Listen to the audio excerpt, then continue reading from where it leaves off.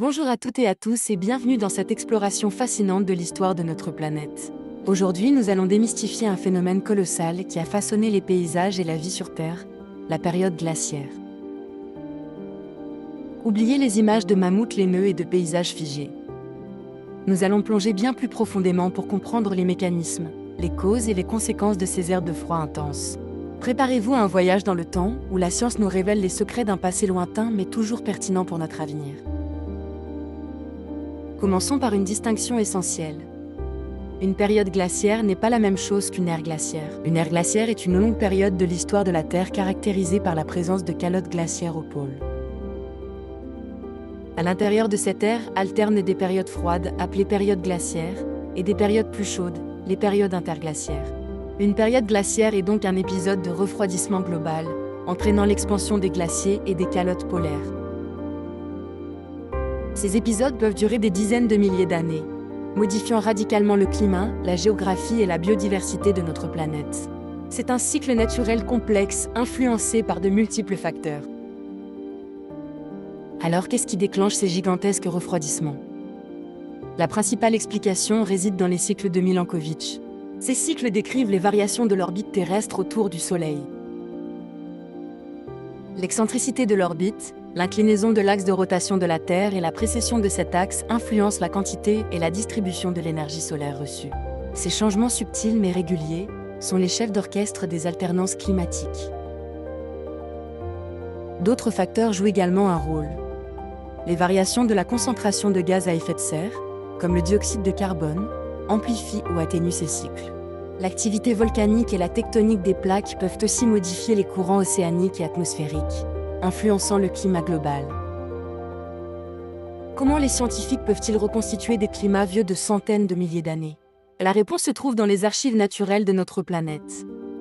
Les carottes de glace, forées dans les calottes polaires, sont de véritables capsules temporelles. Elles contiennent des bulles d'air fossile qui nous renseignent sur la composition atmosphérique passée, notamment les concentrations de gaz à effet de serre. Les couches de glace révèlent aussi les températures anciennes. Les sédiments marins, les fossiles de plantes et d'animaux, ainsi que les marques laissées par les glaciers sur les paysages, fournissent également des preuves irréfutables. Chaque indice est une pièce du puzzle climatique. Les périodes glaciaires ont eu des conséquences profondes. Le niveau des mers a chuté drastiquement, parfois de plus de 100 mètres, car une grande partie de l'eau était emprisonnée dans les glaciers. Cela a créé des ponts terrestres comme celui de Bering, permettant des migrations. Les paysages ont été sculptés par l'avancée et le recul des glaces, formant des vallées en U, des fjords et des lacs. La végétation a été repoussée vers l'équateur et de vastes steppes froides ont dominé les continents. La vie animale a dû s'adapter.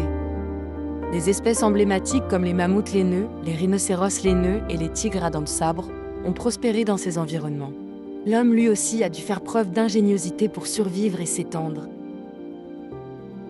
La dernière période glaciaire, souvent appelée l'âge de glace, a atteint son apogée il y a environ 20 000 ans.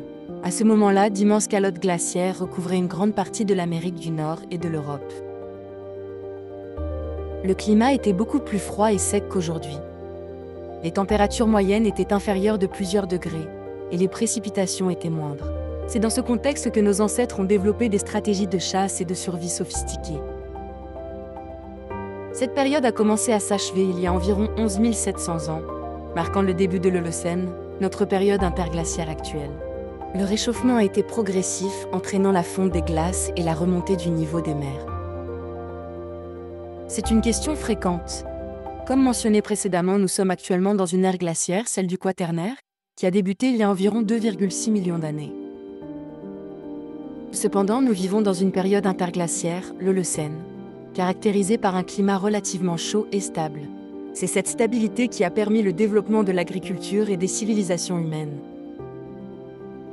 Les cycles de Milankovitch prévoient qu'une prochaine période glaciaire devrait survenir dans des dizaines de milliers d'années. Cependant, l'influence humaine sur le climat, notamment l'augmentation des gaz à effet de serre, pourrait modifier ce calendrier naturel. Les périodes glaciaires sont des chapitres fascinants de l'histoire de la Terre, nous rappelant la puissance et la cyclicité des forces naturelles. Elles ont façonné notre planète et influencé l'évolution de la vie, y compris la nôtre. Comprendre ces phénomènes passés est essentiel pour appréhender les changements climatiques actuels et futurs.